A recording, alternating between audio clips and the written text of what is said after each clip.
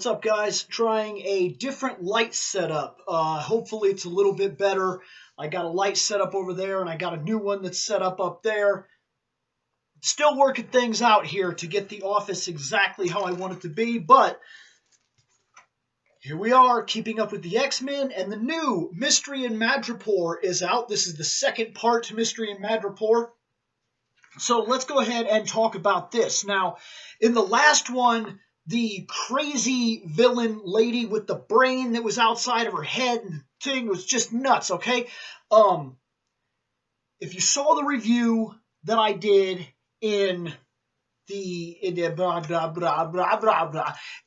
Up with the X-Men on Facebook, well, then you're already caught up. If not, basically, here's what went down.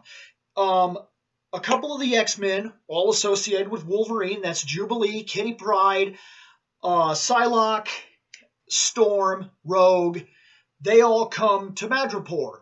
Now, they are here to meet with Magneto, but when they get there, they come to figure out it's not Magneto, and it was a setup, and they get rushed, and from the very beginning, before they even have a chance to really react, they lose their big guns right off the bat. Psylocke is taken down, Rogue is taken down, Storm is suspended in like a trapped animation, and that's what goes down. Now, this book opens with one of the powerful flashbacks to back when Wolverine was training Kitty Pryde. It's pretty good. It talks about how Wolverine had never really given up on Kitty. He was always there. He always took care of her. He was always willing to give his life for his friends because that's the kind of man he was. And at that time, she didn't really know him the way that she knew him after these events. And this is all kind of stuff that gets retconned and thrown away and whatnot, but it's nice to see it brought back, and it's nice to see that they're trying to fix some of the stuff that's kind of been pushed to the side and forgotten. Anyhow, what ends up happening when they get hit is Kitty Pryde takes it upon herself to move fast. She grabs Domino. I forgot to mention that. Domino's here. She grabs Domino and Jubilee. She phases through the floor. She ends up in the sewer. It's gross because it's a sewer, okay? I don't think I need to explain that. Do I really need to explain that? Poop goes there, okay? That's what's going on. Poop goes in the sewer. They're in the sewer with poop. That's gross. Now, Domino is pretty injured. They patch her up the best they can, and they drag her back to Patch's hideaway. Now, while they go to Patch's hideaway, we are introduced to our villain team. Our villain team happens to consist of Mind Blast, Viper, Knockout, Snake Whip, and one other person, which I'll talk about here in a minute. These people, Knockout, she's super strong, super durable. Viper is a normal person. Well, okay, she's human. We'll go that far. She's human. But she's human, but she's super intelligent, super trained, super strategic, yada yada. She's their leader. Mind Blast is the girl with the brain outside of her head, and she's pretty cool looking, and she's been given new technology and a new costume, which has amplified her powers tenfold beyond what they were before, given her abilities she never even dreamed of having. She now has newly enhanced abilities, telekinesis, telepathy, and mental illusions. Snake Whip is formerly Whiplash. She has mounted metal cables that she uses. She's also another human that's super trained, basically. You figure out that they also already have Magneto, which could really be a big problem, but I already have it in my mind that he might be playing possum just because of who he is. They get contacted by some guy, big mystery, because mystery. They talk to him for a couple of minutes, and then he goes away, and they talk about how they're already experiencing a problem with one of the members. This is Sapphire Styx.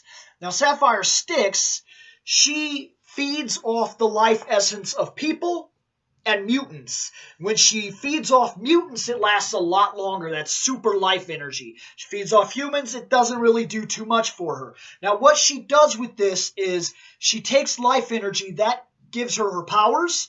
It maintains her youth, so she stays young and vibrant like she wants to be. It adds to her beauty, and it also feeds her. She's a lot like a vampire, for lack of a better term. Well, evidently, they're having problems with her. She's kind of crazy hungry, and she's just feeding on everything. Unquenchable thirst. And what they say here is she might need to be handled soon. So there's already some dissension in the ranks of the bad guys that we can see. Now, Sapphire Styx already has Psylocke, but she makes a discovery when she goes to feed from Psylocke. She says, "Oh my God, she's dead. I already fed on her too much." She's not dead. We know she's not dead. In fact, I have a theory as to what's going on with her, and we'll get into that as we do this. Now, they all go, the girls that went back to Patch's old hideaway, they go back inside the Princess Bar, and they patch up Domino. And I would like to say at this point that I really like the artwork. Some artists go out of their way to make the ladies sexy or something like that. And of course the ladies are still attractive and everything like that, but there's something to this artwork that works so well for the Madripoor thing. It's very boxed off, kind of rough. It's not boxy like you would put John Romita Jr. in, but there's something very squared about it, very, very defined and very, very thick. And that works for Madripoor. There's an attitude to that art. Not so much. There's very little curve in this artwork, but that's good because there's something about the way that the artwork jags that really helps the attitude of this book. They decide that their original approach was not the right way to go, so they disguise up, or rather they tough up their looks, because I don't think they're that disguised, especially Jubilee, and they head out to do what they came here to do, and that's figure out if Logan is actually here.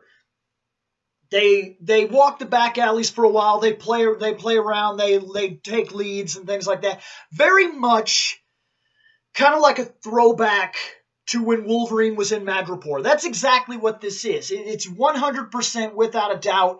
It's a nostalgia kick. They do a lot of inner monologue. They walk around. They follow leads. It's a rough town, yada, yada, this and that. It very much feels like when Patch wandered the streets of Madripoor, hiding in plain sight, a disguise that everybody can see through, but nobody was looking for him. Best way to hide? Right out in the open. And that's a true statement. How many times do you lose something and then figure out that's because it was right there? And that's true for people, too.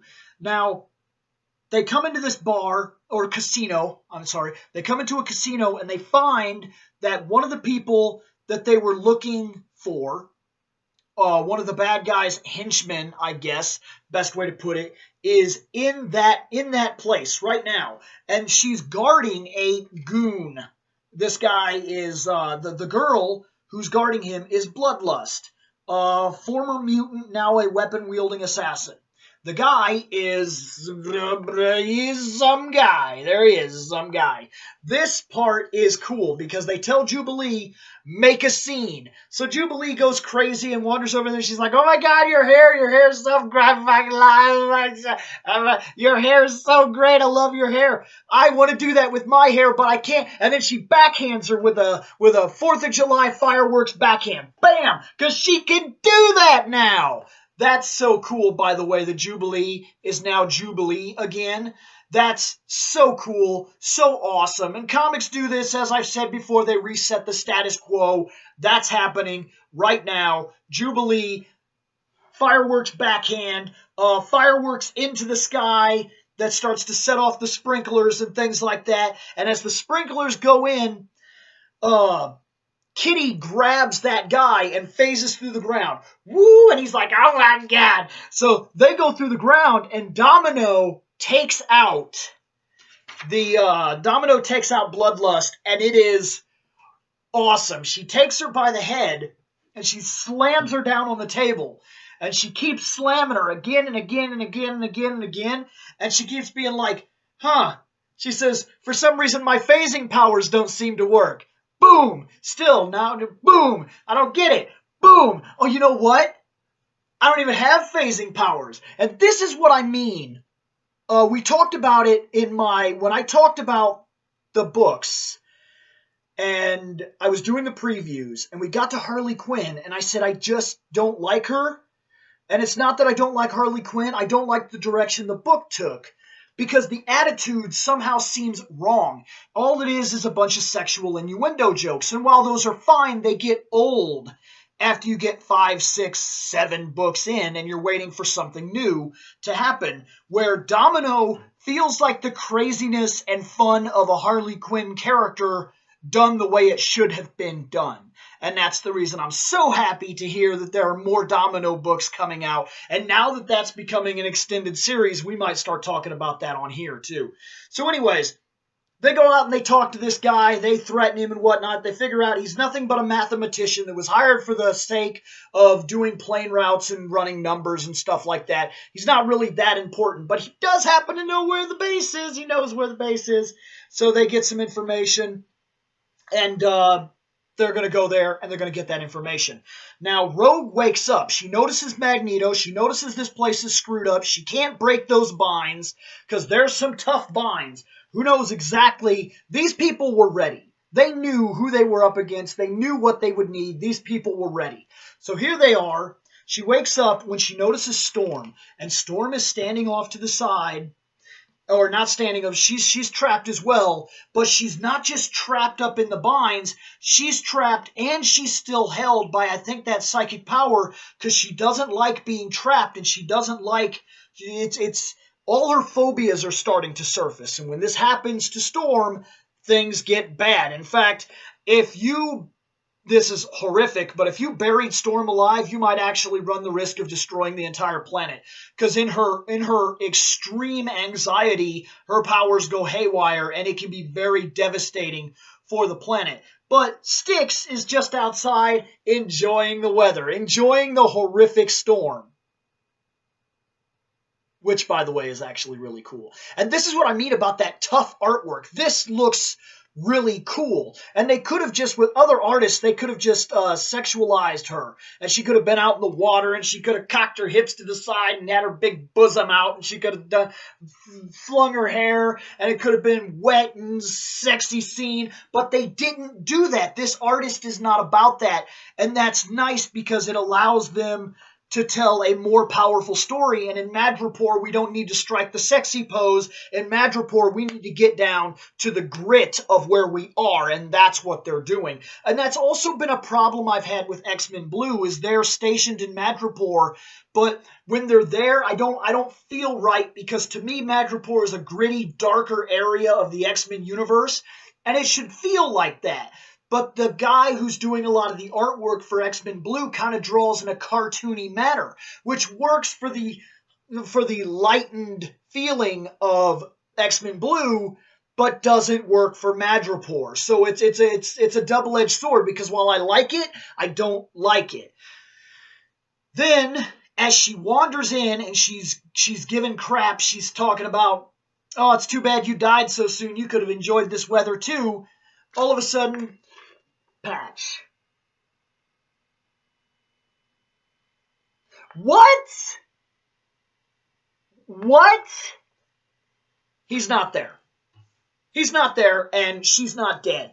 I think that she's been playing possum, laying low, and she's given off the illusion that she's dead. One, she's a ninja. Aren't they supposed to be able to do that heart thing where they slow their pulse and they're like, oh, I'm dead over here? Or things like that, which that's possible. And then on top of that, she's psychic. So if Styx has let down her guard and they already believe that she's dead anyway, and look, Styx is kind of crazy. So they're just leaving that alone. And what's happening here, I think, is that Psylocke is taking advantage of the situation. So in the next book, I think we're going to have a Patch fight, a Wolverine fight. But I don't think it's going to be Wolverine. I think that she's projecting that idea. I don't think he's there. Still not a bad thing. It's still pretty cool. So hey, that was Mystery in Madripoor number 2. You are now all caught up with Mystery in Madripoor. Later on, guys.